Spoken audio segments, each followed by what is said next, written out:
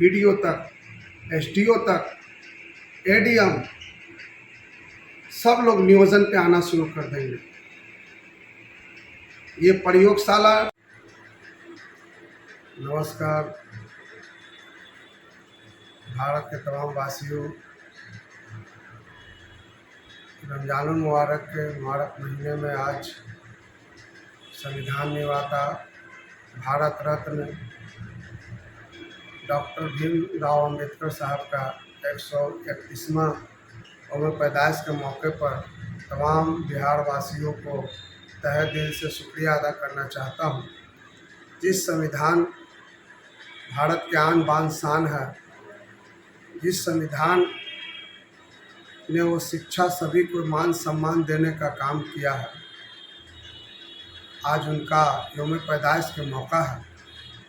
आपके बीच आने का एक बहुत बड़ी वजह है। साथियों, संविधान का 47-48 में ये प्रावधान है, ये नियम है कि सभी को शिक्षित करने का। जो 2009 में शिक्षा अधिकार नियम भी लागू हुआ आरटीआई के माध्यम से, लेकिन हम लोगों ने जिस संविधान का उल्लेख पढ़े और 1962 में इंदिरा गांधी की सरकार थी, उन्होंने लगातार ये प्रयास किए कि निजीकरण को सरकारीकरण में वापस लाया गया और जिसका परिणाम था कि सारे प्रोजेक्ट विद्यालय थे, जो सरकारी विद्यालय सरकार के अधीन से चलने लगा, जिससे समाज के तमाम वो तबके, वंचित वर्ग, जिसको बाबा साहब का जो सोच था उनको शिक्षित किया जाए। इसके तहत विद्यालय खोला गया, कॉलेज खोले गए विभिन्न प्रकार से, और बहालियां का भी कई नियम रहा होगा। लेकिन दुर्भाग्य है कि 2006 नियमावली एक ऐसी नियमावली आई जिससे समाज को दशा दिशा बदल दिया। आप समझ सकते हैं मेरा इशारा किधर है, नियोजनवाद के खिलाफ। जिस नियोजनवाद 2006 में बिहार में दस्तक दिया और ड्राइंग कटर में जो आज़ादी के बाद से जो यूनिट था उसको ड्राइंग कटर को बना कर समाप्त किया जा रहा है। लगातार हम लोगों ने विरोध भी किया, लेकिन जन समर्थन नहीं मिलने के कारण सरकार के सेहत पे कोई असर नहीं पड़ा। आप समझ सकते हैं कि सरकार अब इतनी मन बढ़ गई कि बिहार लोक सेवा आयोग, जिसे बीपीएससी के माध्यम से फिक्स पे पर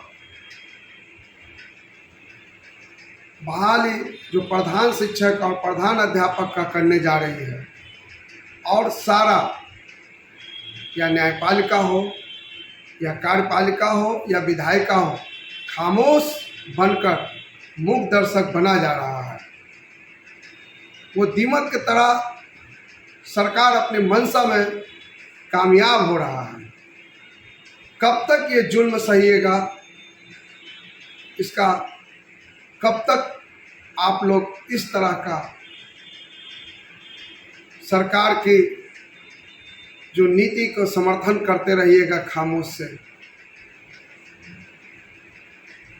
आप समझ सकते हैं कि आने वाला वो दिन होगा जब डीएम से लेकर बीडीओ तक, एसडीओ तक, एडीएम सब लोग नियोजन पे आना शुरू कर देंगे।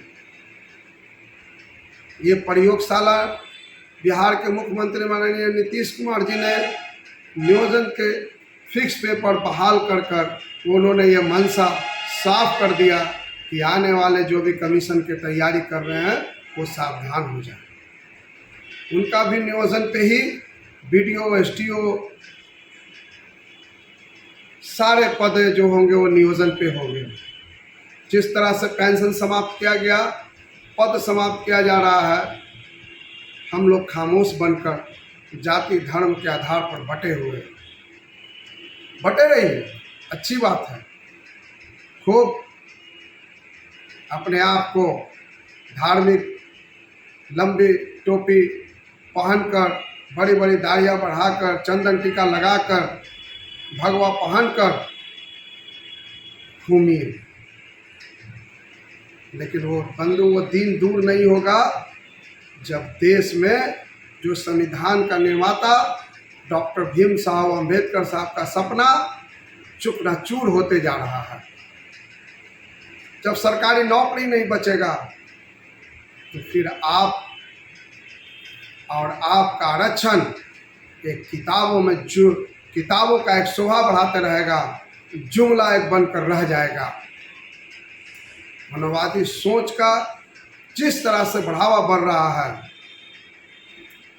जिस तरह से नियोजनवाद, पेंशन समाप्त, पद समाप्त हो रहा है, और हम लोग सिर्फ खामोश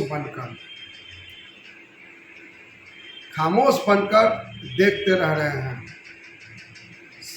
न्यायपालिका में भी आपका कोई सुनने वाला नहीं रह गया है, कार्यपालिका में भी आपका कोई सुनने वाला नहीं रह गया है, और नेता प्रतिपक्ष खामोश बनकर देख रहा है सब कुछ। हमें और आपको चाहिए, लोहिया ने कहा था, जब न्यायपालिका बहरी हो जाए, कार्यपालिका अंधी हो जाए, तो सड़क ही एक ऐसा रास्ता है। हमें और आपको चाहिए कि आज इस बाबा साहब के अम्बेडकर के जयंती पे हमें उनकी सच्ची श्रद्धांजलि अर्पित करने के लिए इस संवाद को हर घर तक पहुंचाएं। यही संकल्प हमारा है, और इसी संकल्प के साथ हम आगे बढ़ें, बाबा साहब का सही श्रद्धांजलि अर्पित करें। नियोजनवाद जो है पुरानी, ये पेंशन समाप्त, नियोजनवाद समाप्त, इन सब के विरोध में, सरकार के विरोध में जन तक अपनी आवाज़ को पहुंचाए, यही सही श्रद्धांजलि होगी। इसी के साथ मैं अपनी वाणी को समाप्त करता हूं। जय हिंद, जय शिक्षक साथी।